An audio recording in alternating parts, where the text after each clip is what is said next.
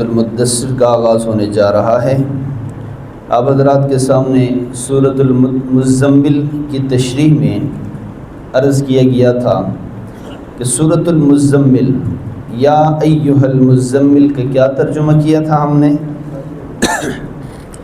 اے چادر میں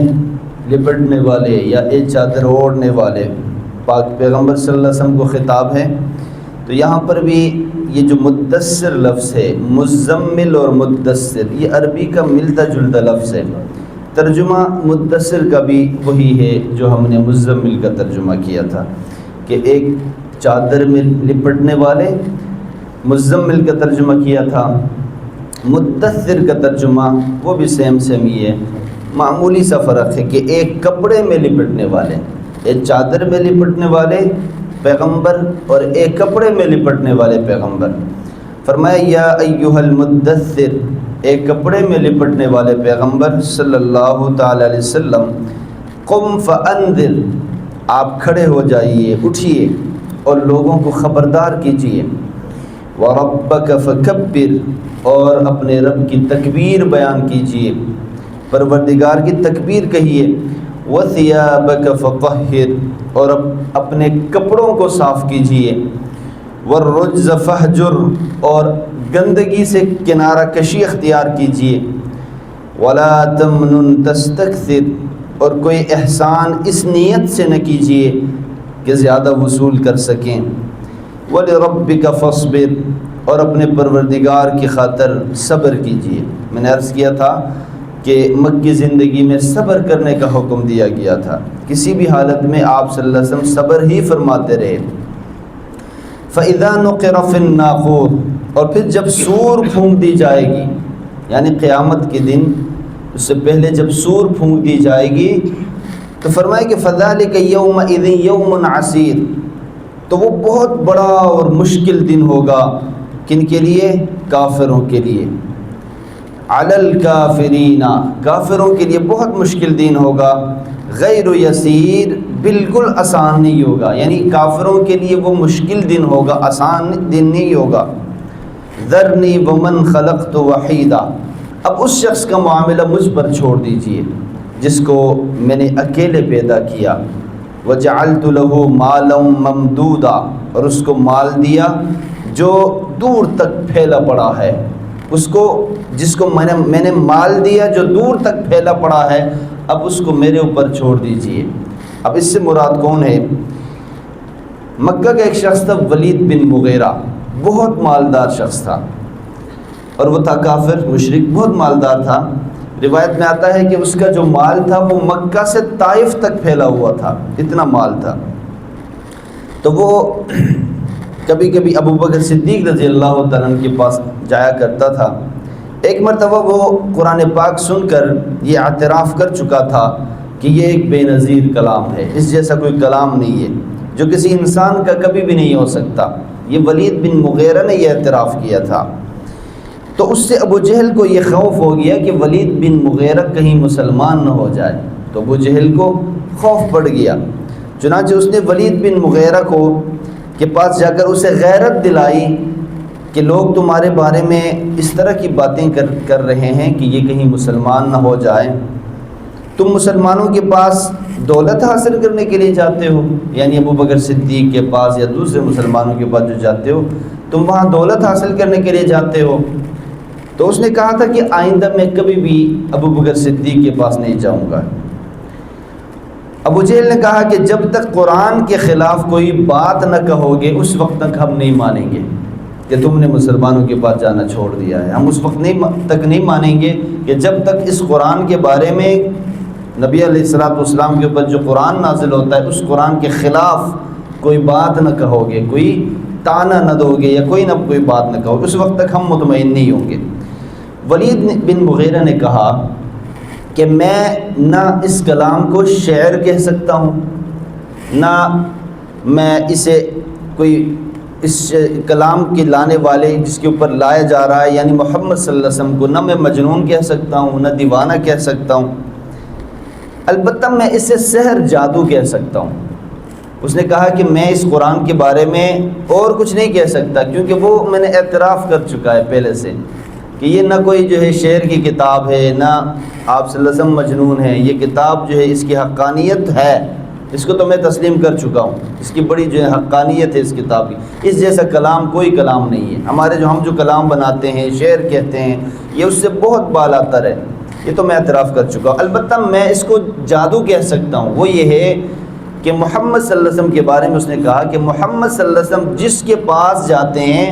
گویا جادو کر کے میاں بیوی کو آپس میں جو ہے وہ جدائی کر دیتے ہیں۔ جدائی سے مراد یعنی میاں کو جو ہے وہ کلمہ پڑھ کر مسلمان کرا دیتے ہیں، تو بیوی کافرہ ہی تھی نا، ہو گئی نا، تو میاں بیوی کے درمیان، بھائی بھائی کے درمیان، بہن کے درمیان آپس میں جدائی کروا دیتے ہیں، تو اس کا مطلب یہ جادو ہے، سحر ہے، تو ہم سحر کہہ سکتے ہیں۔ ہاں دوسرا اس نے کہا، ابو جہل نے یہ کہا کہ اب اس زمانے میں بہت دور دور سے لوگ حج کرنے آتے تھے، تو ابو جہل نے کہا کہ اب حج کرنے کے لیے جب لوگ آئیں گے مکہ کے اندر، تو محمد صلی اللہ علیہ وسلم کا مشن اور آپ کی تبلیغ تو اپنے عروج پر ہے، یہ تو اور لوگوں کو مسلمان بنائیں گے، جو دور دراز سے آتے ہیں، دوسرے ملکوں سے آتے ہیں، ان کو بھی مسلمان بنائیں گے، چلے ان کے بارے میں کوئی پروگرام کرے، کوئی جو ہے منصوبہ بناتے ہیں۔ کیا منصوبہ بنانا چاہیے کہ جو شخص بھی آئے گا باہر سے تو اس کو اس کے کان بھرنا ہے کہ محمد کے پاس نہیں جانا صلی اللہ علیہ وسلم کے پاس، کیونکہ وہ جدائی کروا دیتے ہیں، وہ مجنون ہے، دیوانہ ہے۔ اس وقت بھی ولید بن مغیرہ نے یہ کہا تھا کہ میں یہ نہیں کہہ سکتا کہ مجنون ہیں، یہ کلام جو ہے یہ شعر ہے یا شاعر ہیں آپ صلی اللہ علیہ وسلم، یہ نہیں کہہ سکتا، البتہ ان لوگوں کو بھی میں یہی کہہ سکتا ہوں کہ یہ جادو ہے، یہ جادوگر ہیں، لہٰذا ان کے پاس نہ جایا کریں۔ تو اب اس شخص نے یعنی ولید بن مغیرہ نے نبی صلی اللہ علیہ وسلم کے خلاف، چونکہ آپ صلی اللہ علیہ وسلم کے ذات اقدس کے بارے میں یہ کہا نا کہ جادوگر ہیں، ساحر ہیں، جادوگر ہیں، تو اللہ تبارک و تعالیٰ نے اسے تقریباً 8 آیتوں کے اندر اس کی مذمت بیان کی ہے، اس شخص کی، ولید بن مغیرہ کی۔ آپ سماعت فرما دیں، اللہ فرماتے ہیں کہ وہ شخص، اس شخص کا معاملہ مجھ پر چھوڑ دو، یعنی ولید بن مغیرہ کا معاملہ مجھ پر چھوڑ دو، جس کو میں نے مال بھی دیا تھا، اس کا مال دور دور تک پھیلا ہوا تھا، جیسے کہ میں نے عرض کیا اس کا مال مکہ سے طائف تک پھیلا ہوا تھا۔ اور آگے فرمایا کہ وہ بنین شہودا، اور اس کو ہم نے بیٹے بھی دیے تھے جو اس کے سامنے گواہ بھی تھے، ومہدت لہ تمہیدا،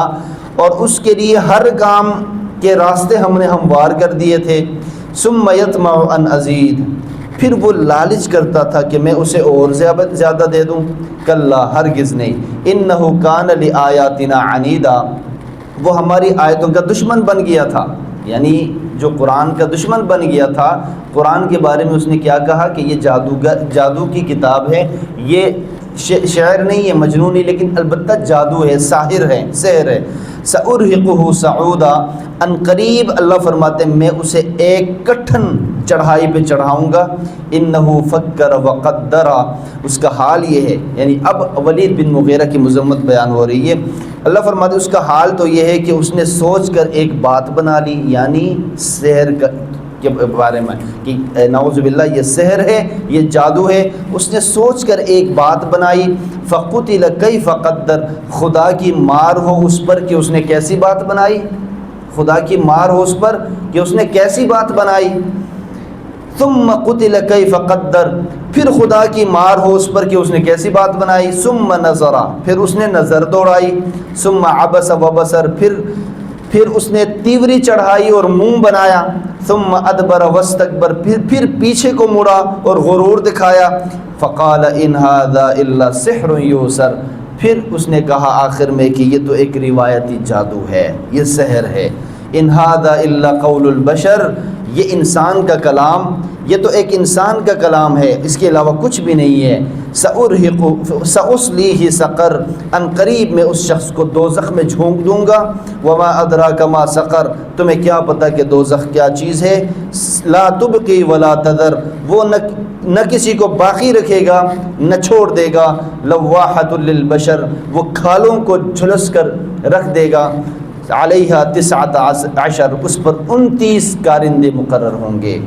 یہ اس شخص کی بات ہے کہ اللہ تبارک و تعالیٰ فرماتے ہیں کہ یہ اس کا اتنا بڑا جرم تھا کہ 29 29 کارندے اس کے اوپر میں مقرر کروں گا، قیامت کے دن اس کو جلا کر، اس کے کھال بھی جلا کر جھلس دیں گی۔ تو اس کا جرم کیا تھا؟ اس نے قرآن کے بارے میں، نعوذ باللہ نبی صلی اللہ علیہ وسلم کے بارے میں جادوگر کہا تھا۔